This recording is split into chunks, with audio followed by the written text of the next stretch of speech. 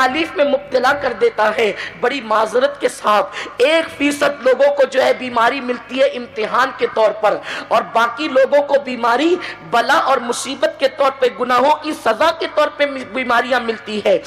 آج یہ جو بیماریوں کی کثرت ہے، آج جو بیماریاں عروج پر ہے، ایسی ایسی بیماریاں کہ انسان موت مانگ رہا ہے، حالانکہ مصیبت کی وجہ سے موت مانگنے کی اجازت نہیں ہے، لیکن ایسی ایسی بیماریاں، ایسی ایسی تکلیفیں کہ انسان موت مانگ رہا ہے، انسان بے چین ہے۔ دراصل یہ کیا ہے؟ یہ ہمارے گناہوں کی سزا ہے۔ جب انسان جوان ہوتا ہے، جوان، تو جوانی کی دہلیز پر قدم رکھنے کے بعد اللہ رب العزت اس کو کتنی نعمت دیتا ہے۔ حسن اللہ نے دیا، طاقت اللہ نے دی، قوت اللہ نے دیا، جوانی اللہ نے دی، دولت اللہ نے دی، ساری نعمتیں اللہ نے دی، مگر ساری نعمتیں استعمال کہاں کی جاتی ہے؟ کوئی زنا کے اڈے پر، کوئی شراب کے اڈے پر، کوئی برائی کے اڈے پر۔ روکنے والے روکتے ہیں تو لوگ کہتے ہیں رکو یار، یہی جوانی کے دن تو ہے جن دنوں ہم عیش کر سکتے ہیں، ہم عیاشیاں کر سکتے ہیں، اور پھر جوانی ڈھل جائے گی تو یار پھر کیا ہوگا؟ یہی دن تو ہے کہ زنا کے اڈوں کو آباد کرے، یہی دن تو ہے کہ کسی پہ ظلم کرے۔ اچھی طرح یاد رکھنا، قدرت جب دینا جانتی ہے تو قدرت چھیننا بھی جانتی ہے۔ میرا اللہ نعمت دے کر کے تمہیں بھول نہیں جاتا، میرا رب بھولنے سے پاک ہے۔ جب کوئی جوانی میں عیاشی کرتا ہے تو جب قدرت اس پر پکڑ کرتی ہے تو پھر اس کو تباہی کے دہانے پر پہنچا دیتی ہے۔ بڑھاپے میں انسان چادروں کے اندر منہ چھپا چھپا کر کے روتا ہے، نہ اس کی ہمدردی اس کے بیٹوں کے دل میں رہ جاتی ہے، نہ اس کی ہمدردی اس کی بہوؤں کے دل میں رہ جاتی ہے، نہ اس کی ہمدردی اس کے پوتا پوتی کے دلوں میں رہ جاتی ہے، نہ سماج میں اس کی ہمدردی رہ جاتی ہے۔ ہر بیمار ہونے والے کو دیکھ کر لوگ ترس کرتے ہیں، لیکن پاپیوں کو بیمار ہوتا دیکھ کر لوگ کہتے ہیں جوانی میں پانی کے اندر آگ لگاتا تھا، جوانی کے اندر بڑی آوارگی کرتا تھا، اب اپنے نتیجے کو پہنچ گیا۔ میرے آقا صلی اللہ علیہ وسلم کے دیوانوں، جب انسان گناہ کر کے بھول جاتا ہے اس وقت قدرت اس کو گناہ کی سزا دیتی ہے، تاکہ انسان پھر اللہ اکبر توبہ بھی نہ کر سکے۔ اللہ اللہ، میرے آقا صلی اللہ علیہ وسلم کے دیوانوں، آج ہماری قوم کے جوانوں کا حال کیا ہو گیا ہے؟ جیسے ہم بڑھاپے کو بھول گئے، جیسے ہم قبر کو بھول گئے، جیسے ہم آخرت کو بھول گئے، قرآن و سنت کی تعلیمات کو بھول گئے۔ آج مسلم جوانوں کی کیفیت یہ ہے کہ جن گناہوں کا ذکر کرتے ہوئے شرم آتی ہے وہ سارے جرائم آج ہمارے جوانوں کی زندگی کے اندر موجود ہے۔ خوبصورت جسم کا کب تک ناجائز استعمال کرتے رہو گے؟ رب تبارک و تعالیٰ کی نعمتوں کو کب تک اس کا غلط استعمال کرتے رہو گے؟ اللہ نے جوانی دی تو رب کی عبادت کرنے کی بجائے، رب تبارک و تعالیٰ کو راضی کرنے کی بجائے، اس کی بارگاہ میں آنسوؤں کی سوگات پیش کرنے کی بجائے ہمارا جوان مسجدوں سے کوسوں دور گناہوں کے اڈوں کی طرف جا رہا ہے۔ پکنک کے نام پر زنا کیا جاتا ہے، کانوں کے اندر ایئر فون لگا کر کے رات رات بھر گانے سنے جاتے ہیں، غلط سلط ڈائلاگ بازی، فیشن پرستی کے نام پر اسلام کی تہذیب سے بغاوت، اللہ اکبر، یہ ساری چیزیں ہو رہی ہے۔ اب آپ مجھے بتائیں، دولت دی اللہ نے اور لٹاؤ شراب کی اڈوں پر، دولت دی اللہ نے اور لٹاؤ زنا کے اڈے پر، دولت دی اللہ نے اور لٹاؤ اللہ اکبر برائیوں کے اڈے پر، تو بتاؤ کہ قدرت ہم سے خوشیاں چھینے گی نہیں تو کیا ہوگا؟ آئیے آپ کو بتاؤں، اللہ اکبر، آج جوان چند دنوں کے بعد بہت ساری بلاؤں میں مبتلا ہو جاتے ہیں، اللہ سب کی حفاظت فرمائے۔ ہر بیمار گنہگار نہیں ہوتا، اس کی وضاحت پہلے آپ اپنے دل میں بٹھا لیں، ورنہ ہر آدمی سوچے گا کہ میری بیماری پر آپ نے گناہوں کا الزام لگا دیا۔ ہر آدمی گناہوں کے سبب بیمار نہیں ہوتا، لیکن زیادہ تر لوگ گناہوں کی وجہ سے بیمار ہوتے ہیں۔ اللہ اللہ، کل کا حال یہ تھا، 90 سال کے لوگ کئی گھنٹے تک قیام کرتے تھے اور عبادت کرتے تھے، آج 40 سال کی عمر میں کرسی پہ بیٹھ کے نماز پڑھ رہے ہیں۔ وجہ کیا ہے؟ کیا سبب ہے؟ ہمیں کہیں نہ کہیں تو اس کا احتساب کرنا پڑے گا۔ نعمت کو زوال بغیر گناہ کے نہیں آتا، خوشیاں بغیر گناہ کے چھینی نہیں جاتی۔ اگر حضرت آدم جیسے معصوم ذات سے لغزش پیغمبرانہ اور خطۂ اجتہادی ہو جائے تو جنت کی بہاریں حضرت آدم سے واپس لے لی جاتی ہے۔ حضرت آدم علیہ السلام جنت میں تھے، خوش تھے، खुशियों का कोई ठिकाना नहीं था। जो मांगा अल्लाह ने अता किया। बीवी मांगा तो खूबसूरत बीवी भी अता की। बताओ जन्नत से ज्यादा खुशियां कहां हो सकती है। लेकिन जब जनाब आदम अलैहिस्सलाम से एक मासूम से लफ्ज़ पैगंबराना और कतई इज्तिहादी होती है तो अल्लाह खुशियों को वापस ले लेता है और हजरत आदम को दुनिया में उतार देता है। और 200 साल तक कमोबेश हजरत आदम की आंखों से आंसू नहीं थमते। पता चला बीवी से जुदाई भी गुनाह के सबब होती है। ये जो कसरत तलाक की लानत है, अगर हमने जराइम को परवान न चढ़ाया होता तो बीवियां तुमसे जुदा न हुई होती। इसलिए कि मियां बीवी के दरमियान मोहब्बत का रिश्ता पैदा करने वाली जात मेरे अल्लाह की जात है। हजरत आदम और हव्वा में जुदाई हुई एक लफ्ज़ पैगंबराना की वजह से, खतई इज्तिहादी की वजह से। अरे मासूम से अगर लफ्ज़ पैगंबराना हो जाए तो शौहर हिंद में उतारा जाए और बीवी जिद्दा तक के दूर कर दी जाए और 2 साल तक के आंखों से आंसू नहीं थमे। ये हमारे लिए मकाम इबरत है। अल्लाह ने बतौर सजा आदम के साथ ऐसा नहीं किया, इसलिए कि महबूबों के हवाले से बहुत गैरत का इजहार किया जाता है।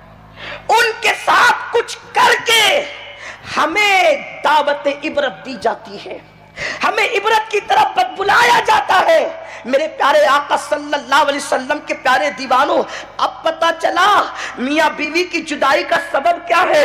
अब पता चला घर के छीन जाने का सबब क्या है। जन्नत तो आदम अलैहिस्सलाम का घर है, जन्नत तो आदम अलैहिस्सलाम का घर है, जन्नत आदम अलैहिस्सलाम का वतन है, जन्नत आदम अलैहिस्सलाम के लिए है। आदम जन्नत के लिए, जन्नत आदम के लिए। लेकिन वो घर क्यों ले लिया गया? पता चला घर से बेघर भी गुनाह की वजह से किया जाता है। मैं हजरत आदम अलैहिस्सलाम को गुनहगार नहीं कह रहा हूं, लेकिन इबरत का मकाम है। मासूम से लफ्ज़ से पैगंबराना हो जाए तो घर भी ले लिया जाए, बीवी से भी दूर कर दिया जाए, खुशियां भी वापस ले ली जाए।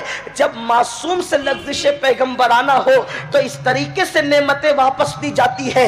अगर हम गुनहगार पापियों से गुनाह हो, वो भी कौन सा गुनाह, अल्लाह अकबर, जिन गुनाहों का हाल ये है रात के 3-3 बजे तक इंटरनेट पर बैठकर ज़िना के मनाजिर, अपनी तबीयत के मुताबिक गंदगी, वो फिल्में, अल्लाह अकबर, जो तुम्हारे ईमान को लूट रही है, वो गाने जो तुम्हारे ईमान पे सवालिया निशान खड़ा कर रहे हैं, कभी माँ बाप को धक्का देना, कभी मस्जिदों को वीरान करना। अल्लाह अल्लाह, आप मुझे बताएं हमें खुशियां कहां से नसीब होगी। मेरा अल्लाह कुरान में फरमाता है वमा असाबकुम मिन मुसीबतिन फबिमा कसबत ऐदीकुम, कि तुम पर जो भी मुसीबत आती है वो तुम्हारे गुनाहों के सबब से आती है।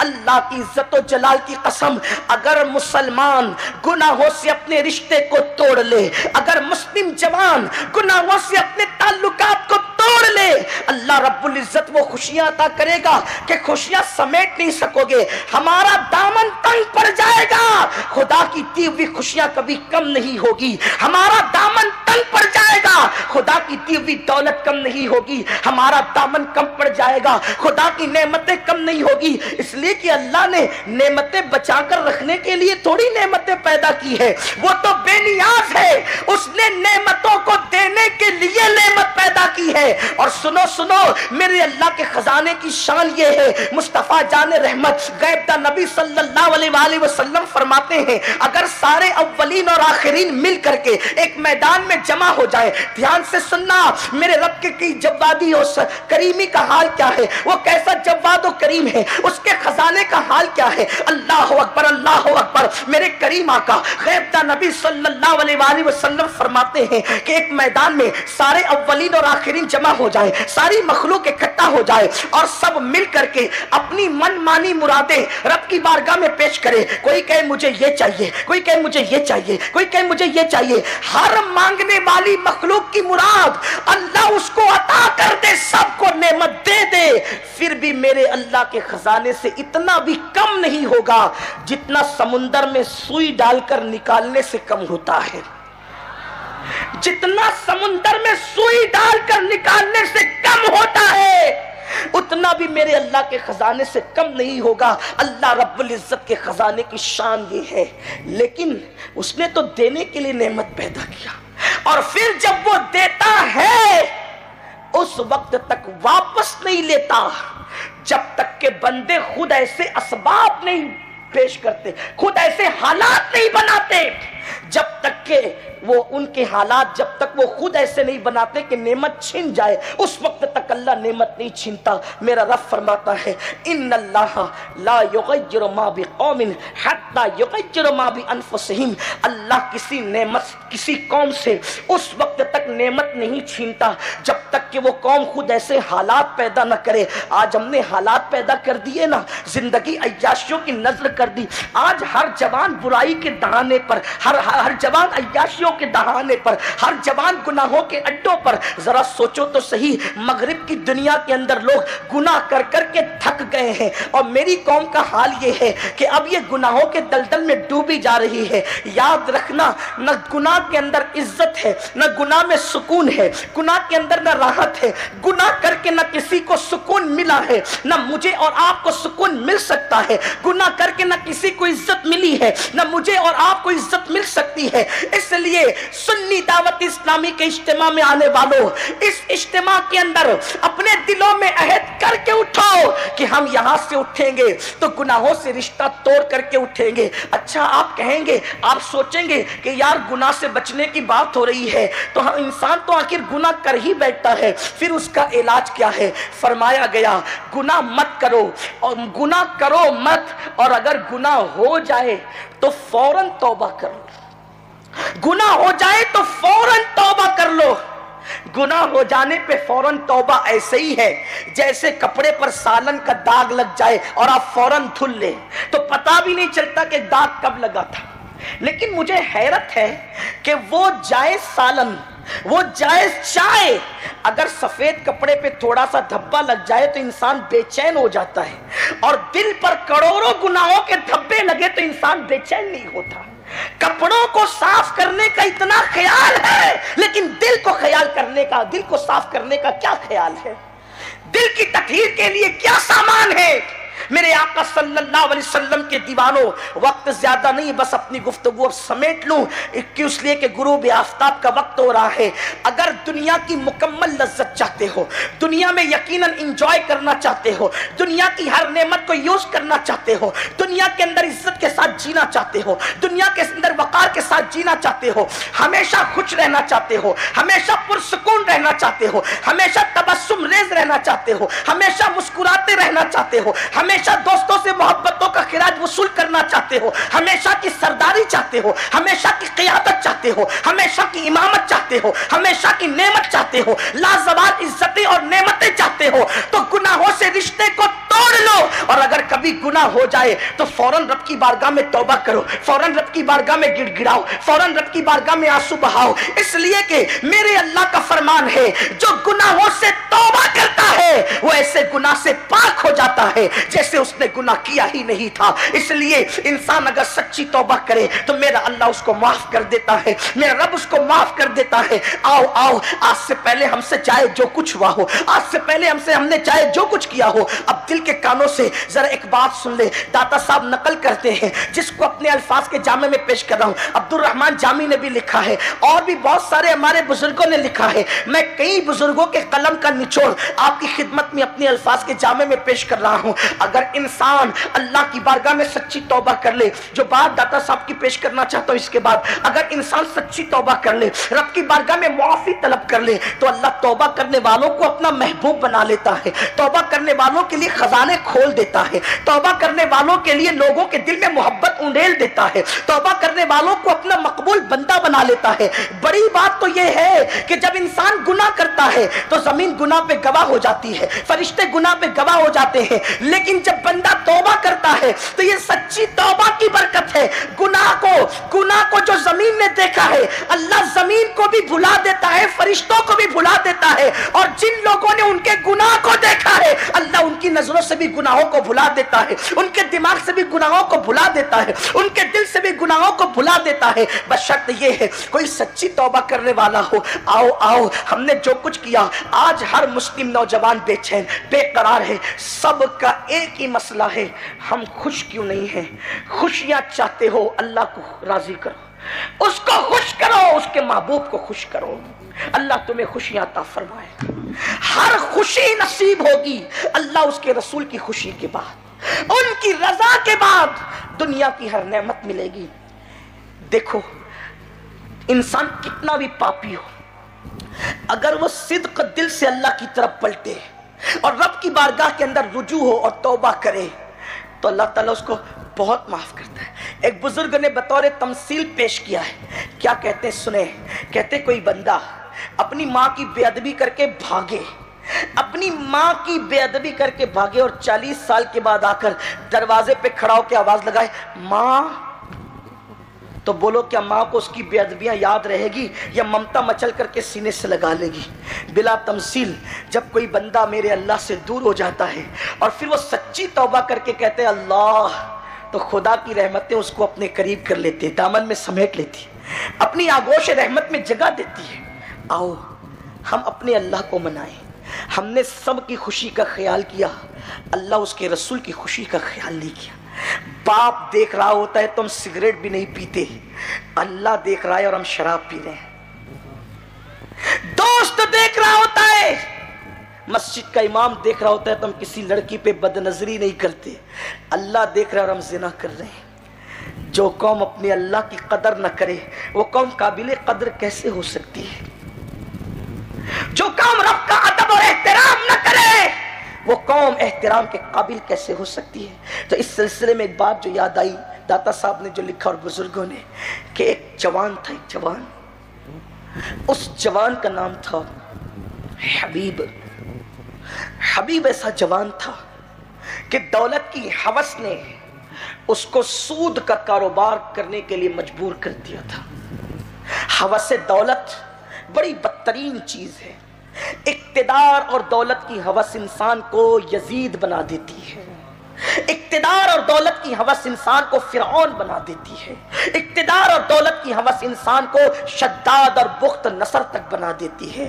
اللہ دولت دے مگر دولت کی ہوس نہ دے، اللہ اقتدار دے لیکن اقتدار کی ہوس نہ دے، یہ ہوس بڑی بدترین چیز ہے۔ اس کو دولت کی ہوس تھی، حبیب کو دولت کی ہوس نے سود کا کاروبار کرنے کے لیے مجبور کر دیا۔ وہ سودی بیاج کا کاروبار کرتا تھا، اور جو لوگ سود اور بیاج کا کاروبار کرتے ہیں اتنے بے مروت ہو جاتے ہیں کہ ان کو کسی سے محبت تک نہیں ہوتی۔ اور مسلمان کا بچہ بچہ جانتا ہے کہ سود کتنی بڑی لعنت ہے۔ اللہ کے حبیب صلی اللہ علیہ وآلہ وسلم ارشاد فرماتے ہیں جس نے سود کا ایک لقمہ کھایا گویا اس نے اپنی ماں کے ساتھ 36 مرتبہ زنا کیا۔